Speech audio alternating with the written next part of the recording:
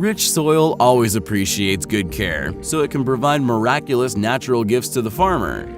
However, James Bristol, a farmer from Michigan, got something more exciting from the ground. He had a field to grow soybeans, and one day he noticed something sticking out of the ground that looked like an old decayed fence post at first sight. However, the find turned out to be much more amazing. James got an excavator to dig deeper and was stunned to see a well-preserved skull. These were the bones of a woolly mammoth that lived on the planet about 15,000 years ago. The multi-ton giant was approximately 40 years old when it died. Archaeologists found most of the animal's skeleton, including the almost intact skull with tusks, though they did not find its limbs.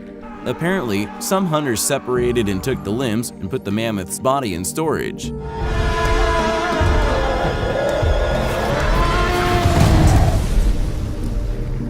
It is noteworthy that James exercised his right to keep some of the mammoth remains and gave most of the bones and the skull to a local museum. That was the first discovery. Let's see what's next.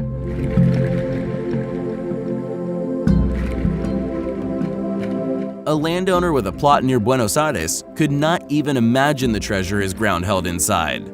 While walking around his farm, Jose Nieves discovered a part of an unidentified object in the ground, but it resembled of a dinosaur eggshell. Actually, the reality was much more fascinating. The farmer did not leave it as it was, but decided to dig the relic out. The find turned out to be much bigger than an assumed egg, as it was over 3 feet long.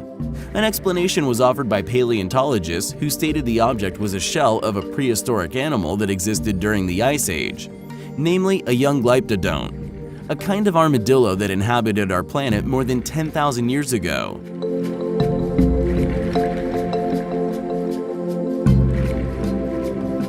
The discovery was unique, as the osseous structure was well preserved considering the time since the animal died.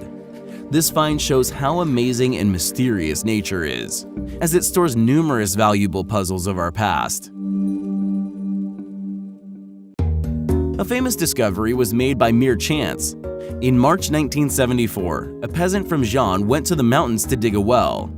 To his surprise, he found many ceramic fragments sticking out of the ground instead of water when digging. This became one of the most significant archaeological finds of all time. The terracotta army of Qin Shi Huang, the emperor who united isolated Chinese states into a single empire in the 3rd century BC. The notable historic relic dates back to 210 to 209 BC. Each of 8,000 warriors is a full-size statue made of clay that weighs about 135 kilograms.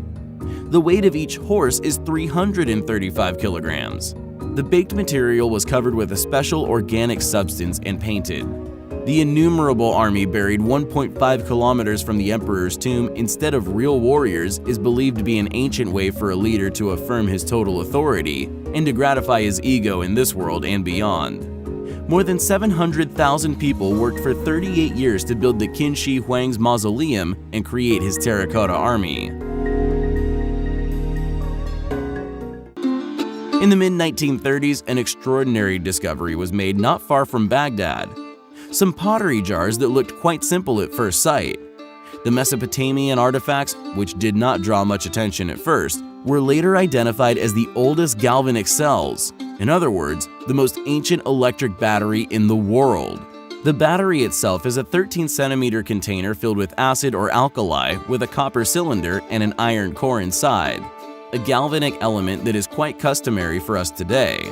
The design of the container is very similar to that of the chemical device intended to generate electric current created in the early 19th century by Alessandro Volta, the pioneer of electricity. Does it mean that ancient people knew about electricity 2,500 years ago? The question remains undetermined. In 1947, Willard F. Gray, an American physicist, made an exact copy of the Baghdad battery using copper sulfate as the electrolyte. The battery produced electric current with a voltage of about 2 volts. In Mythbusters episode 29, copies of the Baghdad battery were tested. Carrie, Grant, and Troy managed to generate 4 volts of current using some lemon juice as the electrolyte. Holy! We have 4 volts! 3 volts! Oh, yeah! Days are very much alike for coal miners, especially those working in the rural Siberian Tysul region of Kemerovo Oblast. On September 5, 1969, miners working in a coal mine at a depth of 70 meters saw a 2-meter marble sarcophagus. The artifact was hoisted to the surface of the ground, and the miners, driven by curiosity, opened the cover. There was a mummified body of a young girl inside, flooded with a pinkish liquid. She had white skin and thick chestnut hair. That very evening, special service agents arrived in the village and loaded the sarcophagus into a helicopter.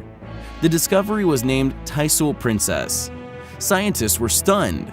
The body taken out of the liquid started browning rapidly, but was restored to its original color when placed back into the sarcophagus without any signs of decay. It turned out to be impossible to determine the production technique and the content of the liquid filling the coffin. It is reasonable to assume that the girl belonged to a civilization that was much more highly developed than ours. However, there is no reference to the mysterious Tysul Princess in scientific publications or news feeds. There are no authentic video materials to prove this exceptional discovery.